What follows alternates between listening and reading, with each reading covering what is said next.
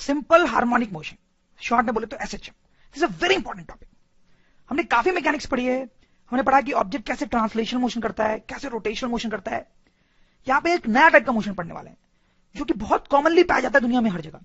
उस मोशन का नाम है ऑसिलेटरी मोशन। ऑसिलेटरी मोशन का मतलब क्या होता है? To and fro motion. जैसे मैं कुछ एग्जांपल्स दूं आपको, ये बच्चे झूला झूल रहे हैं, आप देखो झूला झूल रहे हैं, देखो आगे पीछे इस तरह से मूव कर रहे हैं, ये भी झूला झूल रही है आगे पीछे इस तरीके से, तो इसको बोलते हैं to and fro motion. To and fro मतलब आगे पीछे मूव करना। So this is an example of oscillatory motion. जैसे ये एक और एग्जांपल ऑसिलेटरी मोशन का, स्प्रिंग से एक ब्लॉक अटैच्ड है, देखो आप कैसे मूव करते हैं, ये देखो इस तरह से मूवमेंट होता है, देखा होगा आपने। देखो ये ब्लॉक जो है आगे पीछे मूव कर रहा है, to and fro. This also oscillatory motion. दुनिया में ऑसिलेटरी मोशन के एग्जांपल की कोई कमी नहीं है। जैसे मैं एक और एग्जांपल आपको दे सकता हूं, सपोज करो ये एक बाउल है, उसमें आपने यहाँ पे बॉल छोड़ दिया, क्या होगा? ये बॉल नीचे जाएगी, फिर ऊपर जाएगी, फिर ऐसे ऐसे मूव करती रहेगी। तो this also oscillatory motion. Oscillatory motion को वाइब्रेशनल मोशन ही बोलते हैं, vibrational motion. And believe me, ऐसे मोशंस, ऐसे ऑसिलेटरी मोशन दुनिया में हर जगह पाए जाते हैं। ये तो मैंने आपको कुछ सिंपल केसेस बताए, और कॉम्प्लिकेटेड केसेस भी होते हैं। जैसे आप देखें ह्यूमन बॉडी के अंदर ऑसिलेटरी मोशन बहुत जगह पे होता है। जैसे अब देखो दिल का धड़कना, तो ये हार्ट जो है वो वाइब्रेट कर रहा है, अंदर बार वाइब्रेट कर रहा है। This oscillatory motion, complicated type का ऑसिलेटरी मोशन।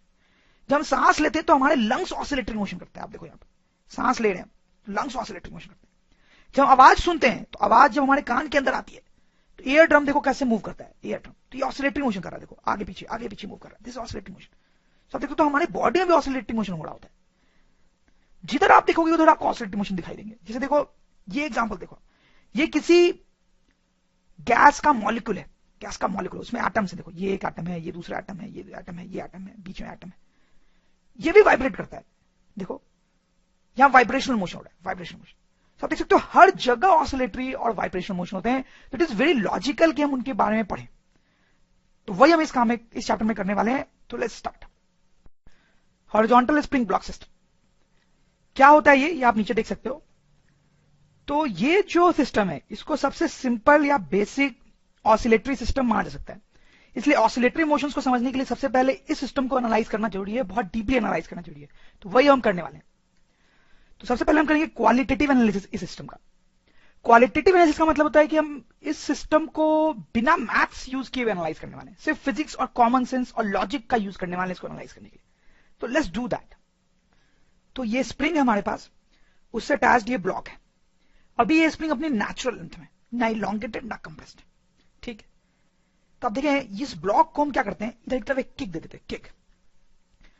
किक देने से इसके पास इधर की तरफ एक वेलोसिटी आ जाती है v। क्या होगा इसका? इधर वेलोसिटी आई है तो ये आगे जाएगा, तो ये देखो थोड़ा आगे गया। लेकिन जब ये आगे जाएगा तो स्प्रिंग इलॉन्गेट हो जाएगी, और स्प्रिंग इलॉन्गेट हो जाएगी तो ब्लॉक को अपनी तरफ खींचेगी, और वो ग्रीन वाला फोर्स लगाएगी kx इधर, ठीक। अब देखो ब्लॉक इधर जा रहा है और उसे फोर्स इधर लग रहा है अपोजिट डायरेक्शन में, तो क्या होगा?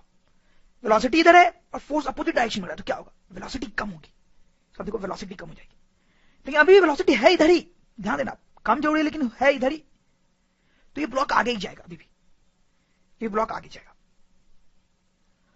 और क्योंकि फोर्स पीछे लग रहा है इस पे, तो जैसे जैसे ये आगे जाएगा इसकी वेलोसिटी कम होगी, कम होते होते वेलोसिटी जीरो हो जाएगी। तो फाइनली इसकी वेलोसिटी जीरो हो गई।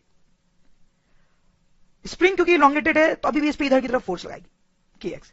लेकिन आप देखें ये एरो मैंने बड़ा बनाया है पहले से, ये एरो बड़ा बनाया है, क्यों? क्योंकि अब ज्यादा फोर्स लगेगा, क्योंकि स्प्रिंग ज्यादा इलॉन्गेटेड है, सही। अब ये ब्लॉक रेस्ट पे है और उस पर फोर्स इधर लग रहा है, तो अब क्या होगा? कोई चीज रेस्ट पे है और उस पर इधर फोर्स लगे तो इधर की तरफ जाएगा, तो इधर की तरफ आएगा, और इसकी इधर की तरफ कुछ वेलोसिटी आएगी। अब देखें अभी भी ये ब्लॉक मीन पोजीशन के इधर है, मतलब ये वो लाइन है जो स्प्रिंग की नेचुरल लेंथ को डिनोट कर रही है। अभी भी ब्लॉक इधर है, तो इस पे फोर्स कैसे लगेगा? इधर की तरफ। स्प्रिंग इलॉन्गेटेड है तो इसको खींचेगी ऐसे। लेकिन देखिए फोर्स का एरो मैंने छोटा कर दिया है, यहां बड़ा एरो था क्योंकि स्प्रिंग ज्यादा इलॉन्गेटेड थी तो ज्यादा फोर्स लगा रही थी, और स्प्रिंग थोड़ी सी इलॉन्गेटेड है थोड़ी सी फोर्स लगाएगी। अब आगे क्या होगा? वेलोसिटी इधर है तो ऑब्वियसली ब्लॉक इधर की तरफ आएगा, इसका जो वेलोसिटी होगा और बढ़ जाएगा। देखो मैंने बड़ा एरो बनाया, मतलब वेलोसिटी बढ़ गया। क्यों? क्योंकि इधर ही जा रहा था वो, इधर ही वेलोसिटी थी और फोर्स भी इधर ही लग रहा है। कोई चीज इधर ही जा रही है, आप उसको इधर ही और धक्का दे रहे हो, तो क्या होगा? उसकी वेलोसिटी बढ़ जाएगी। तो वापस यहाँ पे वेलोसिटी बढ़ गई इसकी, और इस पे फोर्स जीरो लगेगा क्योंकि स्प्रिंग जो है आप देखो नेचुरल लेंथ में आ गई, नेचुरल लेंथ में। यहाँ पे भी नेचुरल लेंथ में थी, यहाँ पे भी नेचुरल लेंथ में। तो जब स्प्रिंग नेचुरल लेंथ में होती है तो कोई फोर्स नहीं लगाएगी, तो इस पे फोर्स 0 होगा। तो नाउ आप मुझे ये बताएं, अगर इस पे फोर्स 0 हो गया है तो क्या ये रेस्ट पे आ जाएगा, ये रुक जाएगा? नहीं, नहीं रुक जाएगा, इसकी वेलोसिटी अभी भी इधर है, तो इधर ही जाएगा। देखो यहाँ पे लोग कंफ्यूज होते हैं, उनको लगता है कि फोर्स 0 हो गया तो ऑब्जेक्ट रुक जाएगा यहाँ पे, ऐसा नहीं। फोर्स 0 हो गया है लेकिन इसकी वेलोसिटी तो इधर है ना, तो ये अभी भी इधर ही जाएगा। देखो ये इधर आता है, और जब ये इधर आएगा तो फोर्स इधर लगने लगेगा, क्योंकि अब स्प्रिंग कंप्रेस्ड हो गया है। इससे पहले देखो हमेशा इलॉन्गेटेड था, अब स्प्रिंग कंप्रेस्ड हुआ है तो इधर इधर फोर्स लगेगा। वेलोसिटी इधर और फोर्स इधर, अपोजिट डायरेक्शन में। अब वेलोसिटी का क्या होगा, वेलोसिटी कम हो जाएगी। देखो पहले ज्यादा वेलोसिटी थी, बड़ा एरो, हमने इधर इधर धक्का लगा उस पर स्प्रिंग के कारण, तो उसकी वेलोसिटी कम हो गई, कम हुई है लेकिन अभी भी इधर ही है, तो वो इधर ही जाएगा, तो इधर ही जाएगा। वेलोसिटी इधर थी, फोर्स अपोजिट डायरेक्शन में रहा था, तो वेलोसिटी कम होनी थी, कम होती तो वेलोसिटी 0 हो गई। इस पे जो फोर्स है वो इधर लगेगा क्योंकि स्प्रिंग कंप्रेस्ड है, और ज्यादा फोर्स लगेगा क्योंकि स्प्रिंग ज्यादा कंप्रेस हो गई है। पहले आप देखो स्प्रिंग कम कंप्रेस्ड थी, कम कंप्रेस्ड है, कम फोर्स लगा। अब स्प्रिंग ज्यादा कंप्रेस्ड है, ये कंप्रेशन है, इतनी लेंथ से कंप्रेस्ड है, तो ज्यादा फोर्स लगेगा इधर की तरफ। अब आगे क्या होगा, ये ऑब्जेक्ट रेस्ट पे आ गया है, इसकी वेलोसिटी 0 हो गई है और फोर्स इधर लग रहा है, तो वो फोर्स के डायरेक्शन में इधर इधर जाएगा, इधर जाएगा, और जब इधर जाएगा तो कुछ वेलोसिटी भी आएगी इसके पास इधर। अब आगे क्या होगा, तो पहले मैं इसको थोड़ा सा नीचे पुल कर लेता हूं स्क्रीन को। तो ये इधर आ रहा है, वेलोसिटी v हो गई इसके पास कुछ। फोर्स की अगर हम बात करें तो फोर्स इस पे इधर ही लगेगा क्योंकि स्प्रिंग अभी भी थोड़ी सी कंप्रेस्ड है। पहले ज्यादा फोर्स लग रहा था, आप देखो ज्यादा कंप्रेस थी, अब कम कंप्रेस है तो कम फोर्स लग रहा है। तो वेलोसिटी भी इधर ही है और फोर्स भी इधर लग रहा है, तो व्हाट विल हैपन, तो आप देखो ये आगे जाएगी और वेलोसिटी बढ़ जाएगी, क्योंकि जिधर वो ऑब्जेक्ट जा रहा है स्प्रिंग उस पर उधर ही फोर्स लगा रही है, तो वेलोसिटी बढ़ जाएगी, ऐसे कुछ। अब आप देखो क्या है कि फाइनली वही सिचुएशन आ गई है, ये सिचुएशन वही है, अब देखें जो इनिशियल सिचुएशन थी। इनिशियली ब्लॉक यहां पे नेचुरल लेंथ पे था और इधर वेलोसिटी थी, अभी वो नेचुरल लेंथ पे और इधर की वेलोसिटी, तो अब वापस से ये पूरी कहानी रिपीट होगी। तो इस तरीके से मोशन होता है, थोड़ा कॉम्प्लिकेटेड है, आप ध्यान से देखें। देखिए आप ओवरऑल कुछ ऐसा हो रहा है कि ये जो स्प्रिंग है वो अपने नेचुरल लेंथ में थी, ब्लॉक आगे गया पीछे आया, फिर पीछे गया आ गया, ऐसा कुछ। आप देखें आगे गया फिर पीछे आया, आगे जाके पीछे आया, देखो आगे जाके पीछे आया, फिर यहां से वो पीछे जाके फिर आगे आया, पीछे जाके आ गया, पीछे जाके आया। तो ये जो ब्लॉक है ये इस तरह से ऑसिलेट करता रहेगा, इस तरह से ऑसिलेट करता रहेगा, जैसा कि हमने फोटो और एनिमेशन में भी देखा है। ये जो बीच वाली सिचुएशन है, आप देखें ये बीच वाली सिचुएशन, इसको बोलते हैं मीन पोजीशन, और ये जो एंड वाली पोजीशन होती है इसको बोलते हैं एक्सट्रीम पोजीशन। और वैसे इस एंड वाली पोजीशन को भी हम एक्सट्रीम पोजीशन बोलते हैं, सही। तो ये जो ब्लॉक है मीन पोजीशन के आगे जाता है एक्सट्रीम तक, फिर घूम के मीन तक आता है, फिर एक्सट्रीम तक जाता है, फिर मीन तक आता है। फिर दो तीन इंटरेस्टिंग पॉइंट्स यहां पे नोट करने वाले। मीन पोजीशन पे इसकी वेलोसिटी मैक्सिमम है, ब्लॉक की वेलोसिटी मैक्सिमम। स्ट्रीम पे वेलोसिटी 0 है और इस स्ट्रीम पे भी वेलोसिटी 0 है। देखें आप इसको देख सकते हैं बहुत आसानी से, स्ट्रीम पे था देखो यहाँ पे वेलोसिटी 0 है, ठीक है। वैसे इस स्ट्रीम पे भी वेलोसिटी क्या है, 0। मीन में मैक्सिमम कैसे है, और देखो अभी ऑब्जेक्ट मीन पोजीशन पे, जब इधर जा रहा है तो वेलोसिटी कम हो रही है ना, कम हो रही है। फिर ये वापस आ रहा है तो वेलोसिटी बढ़ रही है, ध्यान दें वापस आ रहा है मीन पोजीशन पे तो वेलोसिटी बढ़ रही है। जब ये मीन पोजीशन तक आया वेलोसिटी बढ़ी, फिर वो मीन पोजीशन से दूर जा रहा है तो वेलोसिटी कम हो रही है, मतलब मीन पोजीशन पे वेलोसिटी इज मैक्सिमम। तो मीन पोजीशन पे वेलोसिटी मैक्सिमम होती है, स्ट्रीम पोजीशन पे वेलोसिटी 0 होती है। उतना ही नहीं, जब ये मीन से स्ट्रीम की तरफ जाता है, मीन से स्ट्रीम की तरफ जाता है वेलोसिटी कम होती है, सही है ना। मीन पे मैक्सिमम और स्ट्रीम पे 0, मतलब जब इधर जाएगा तो वेलोसिटी कम होगी। अब देखो वही हो रहा है, इधर जा रहा है तो वेलोसिटी कम हो रही है, कम हो रही है। जब ये वापस आता है मीन की तरफ तो वेलोसिटी बढ़ती है, देखो मीन की तरफ वापस आ रहा है तो वेलोसिटी बढ़ती है। इस साइड भी ऐसा ही होगा, मान लो वो इधर से इधर जा रहा है तो मीन से दूर जा रहा है, मीन से दूर तो वेलोसिटी कम होगी, कम होते होते 0 हो जाएगी। और जब ये वापस मीन के पास आएगा, मीन की तरफ, तो वेलोसिटी बढ़ते बढ़ते मैक्सिमम हो जाएगी। तो ये कहानी होती है वेलोसिटी कुछ, मीन पे मैक्सिमम, मीन से दूर जाने पे कम होते होते 0, फिर वापस आने में बढ़ती बढ़ती बढ़ती बढ़ती फिर से मैक्सिमम, ऐसा कुछ। अब अगर हम एक्सेलरेशन की बात करें तो मीन पोजीशन पे एक्सेलरेशन कितना होता है, देखो स्प्रिंग का फोर्स लग रहा होता है हर टाइम ब्लॉक पे, अगर फोर्स लग रहा है ब्लॉक पे तो एक्सेलरेशन भी होगा। जब ऑब्जेक्ट मीन पोजीशन पे तो एक्सेलरेशन कितना होता है, मीन पोजीशन पे देखो यहां पे मीन पोजीशन पे, मीन पोजीशन पे तो कोई फोर्स लग ही नहीं रहा है स्प्रिंग का, क्योंकि स्प्रिंग नेचुरल लेंथ में है, तो इस पे कोई फोर्स लग ही नहीं रहा है, तो एक्सेलरेशन 0 होगा, 0। आप यहां पर भी देखो, यहां पे भी मीन पोजीशन पे स्प्रिंग नेचुरल लेंथ में, फोर्स 0 इसलिए एक्सेलरेशन भी 0। यहां पे मीन पोजीशन पे spring natural length, force 0 acceleration 0। Stream position पे एक्सेलरेशन के बारे में क्या बोल सकते हैं, अब देखो ये स्ट्रीम पोजीशन है, यहां पे तो फोर्स लग रहा है भाई, तो एक्सेलरेशन भी होगा। इधर फोर्स लग रहा है इधर, तो इस स्ट्रीम पे एक्सेलरेशन भी इधर ही होगा, ठीक। इस स्ट्रीम पे जब होगा, अब देखो इस स्ट्रीम पे फोर्स इधर लग रहा है इधर राइट की तरफ, तो एक्सेलरेशन भी राइट की तरफ होगा। और इंपॉर्टेंट पॉइंट ये है कि स्ट्रीम पे एक्सेलरेशन जो होता है वो मैक्सिमम होता है, क्योंकि क्योंकि आप देखो ये स्ट्रीम पे फोर्स मैक्सिमम लग रहा है, फोर्स देखो यहां पे फोर्स कम लग रहा है, छोटा एरो है, यहां पे भी फोर्स कम लग रहा है, छोटा एरो, यहां पे मैक्सिमम बड़ा एरो है, मैक्सिमम फोर्स लग रहा है, क्योंकि स्प्रिंग जो मैक्सिमली इलॉन्गेटेड है, सबसे ज्यादा इलॉन्गेटेड यहीं पे, सबसे ज्यादा फोर्स भी यहीं पे लगाएगी, फोर्स ज्यादा लगाएगी तो एक्सेलरेशन भी मैक्सिमम हो जाएगा। वैसे यहां पे स्प्रिंग मैक्सिमली कंप्रेस्ड है, मैक्सिमली कंप्रेस्ड है, तो मैक्सिमम फोर्स लगा रही है, मैक्सिमम फोर्स लगा रही है तो एक्सेलरेशन भी यहां पे maximum. These are some important and simple points. ये इंटरेस्टिंग है कि मीन पोजीशन पे वेलोसिटी मैक्सिमम होता है, ये मैक्सिमम स्पीड से चल रहा होता है, लेकिन एक्सेलरेशन जीरो होता है। मीन पे वेलोसिटी मैक्सिमम और एक्सेलरेशन जीरो, स्ट्रीम पे वेलोसिटी जीरो और एक्सेलरेशन मैक्सिमम, इस स्ट्रीम पे भी वेलोसिटी जीरो और एक्सेलरेशन मैक्सिमम, मतलब वेलोसिटी और एक्सेलरेशन उल्टे हैं दोनों के, एक दूसरे के, जहां वेलोसिटी मैक्सिमम है वहां एक्सेलरेशन जीरो है, जहां वेलोसिटी जीरो है वहां एक्सेलरेशन मैक्सिमम है। So you can see this is a complicated motion, velocity change हो रही है, एक्सेलरेशन भी चेंज हो रहा है, वेलोसिटी किसी अलग टाइम पे मैक्सिमम होती है, एक्सेलरेशन किसी अलग टाइम पे मैक्सिमम होता है, इसलिए इस मोशन को बहुत कायदे से पढ़ने की जरूरत है, नहीं तो आप कंफ्यूज हो जाओगे। अब देखो हम क्या करेंगे, इसका फोटो डायग्राम बनाएंगे। फोटो डायग्राम बनाने आपको आता है, उससे क्या बहुत फील जनरेट होती है। देखो कुछ ऐसा फोटो डायग्राम बनेगा इस मोशन का। देखो ये जब आगे जा रहा है तो पहले एक सेकंड में इसने ज्यादा स्पीड कवर की, ज्यादा डिस्टेंस ट्रेवल किया, दूसरे एक सेकंड में कम, तीसरे एक सेकंड में और कम, मतलब ये जैसे जैसे इधर जा रहा है वेलोसिटी कम हो रही है, यस वही तो हो रहा है ना, जैसे इधर जा रहा है वेलोसिटी कम हो रही है, जैसे आप देखो पहले एक सेकंड में ज्यादा डिस्टेंस, फिर कम, फिर और कम, जब वो वापस आ रहा है तो वेलोसिटी बढ़ रही है, तो पहले एक सेकंड में कम डिस्टेंस, दूसरे में ज्यादा, तीसरे में और ज्यादा, सही।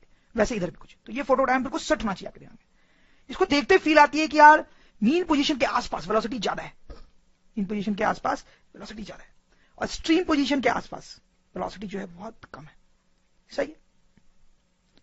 तो ये इसलिए इंपॉर्टेंट है क्योंकि ये आपको एकदम फील देता है कि क्या हो रहा है, और बहुत सारे डिफिकल्ट एनालिसिस हम इस फोटो डायग्राम से बहुत आसानी से कर पाएंगे आगे। ये चीज देखें आप कि ये स्प्रिंग से ब्लॉक अटैच्ड है, ये आगे पीछे जा रहा है, x1 अमाउंट आगे जाता है वो, जब वो यहां पहुंचता है तो स्ट्रीम पोजीशन पे, जब वो इस स्ट्रीम में पहुंचता है तो x2 अमाउंट पीछे आता है।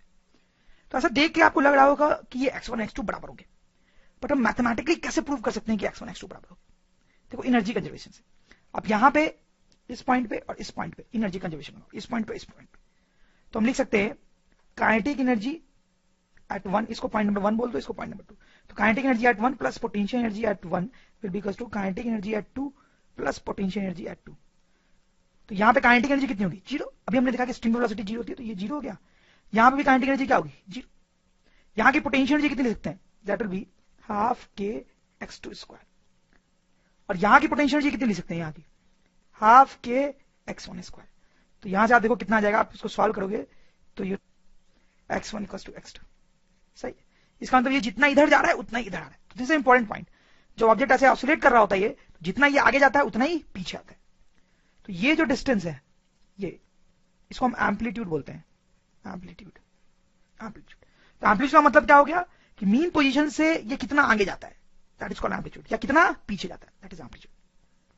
ये देखो ये ऑब्जेक्ट मीन पोजीशन से x डिस्टेंस इधर गया, ठीक, तो अब हम उसको कंसीडर कर रहे हैं, और जब वो x डिस्टेंस इधर आएगा यहां पे तब भी उसको कंसीडर करेंगे। जब वो इधर है x डिस्टेंस इधर, तो ये इधर जा रहा होगा विद वेलोसिटी v1, और जब ये वापस आएगा इधर तो विद वेलोसिटी v2।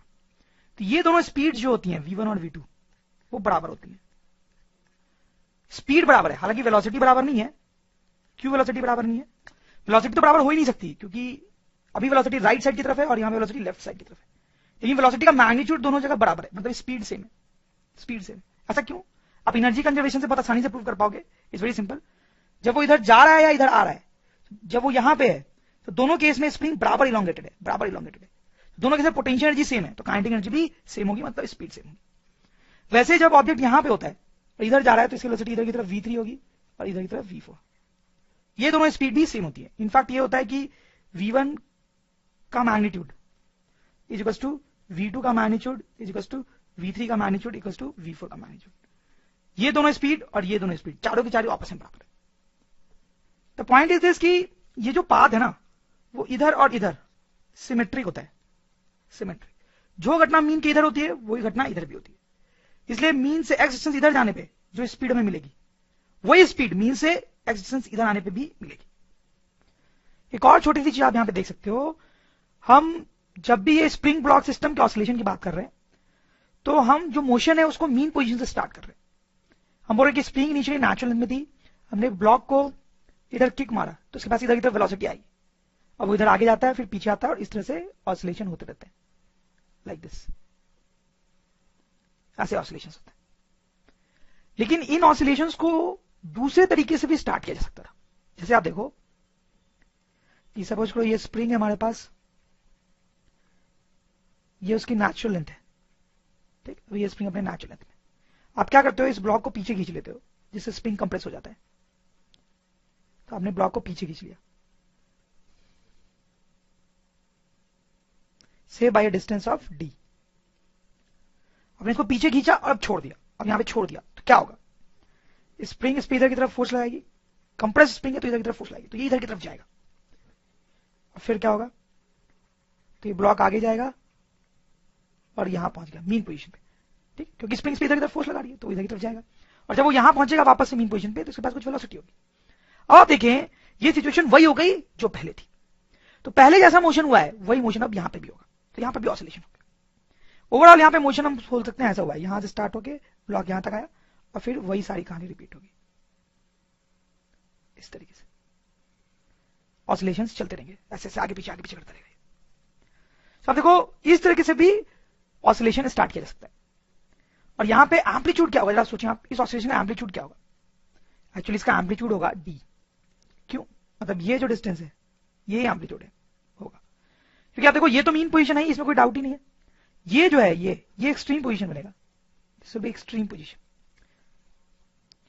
क्योंकि यहां पे आपने ब्लॉक को रिलीज किया था, छोड़ा था। तो यहां पे छोड़ा था मतलब यहां पे वेलोसिटी कितनी थी, 0। और 0 वेलोसिटी कहां होती है, एक्सट्रीम पोजीशन पे। तो ये एक्सट्रीम पोजीशन थी, ये एक्सट्रीम पोजीशन, ये मीन पोजीशन, उनके बीच का डिस्टेंस एम्पलीट्यूड। अच्छा मुझे ये बताओ कि ये कितना आगे जाएगा, मीन पोजीशन से कितना आगे जाएगा। तो हमने देखा कि पास सिमेट्रिक होता है, तो जितना पीछे जा रहा है उतना ही आगे जाएगा, मतलब आगे भी कितना जाएगा, a, which will be equals to d। ठीक, जितना कंप्रेस करके हम छोड़ेंगे स्प्रिंग को, इस ब्लॉक जो है उतना ही आगे जाएगा दूसरे से। इनफैक्ट दूसरे तरीके से भी आप इस मोशन को स्टार्ट कर सकते थे, आप समझ ही रहे होंगे। यहां पे हमने स्प्रिंग को कंप्रेस किया था, अगर आप इलोंगेट कर देते, जैसे मान लो ये स्प्रिंग अपने नेचुरल लेंथ में भी,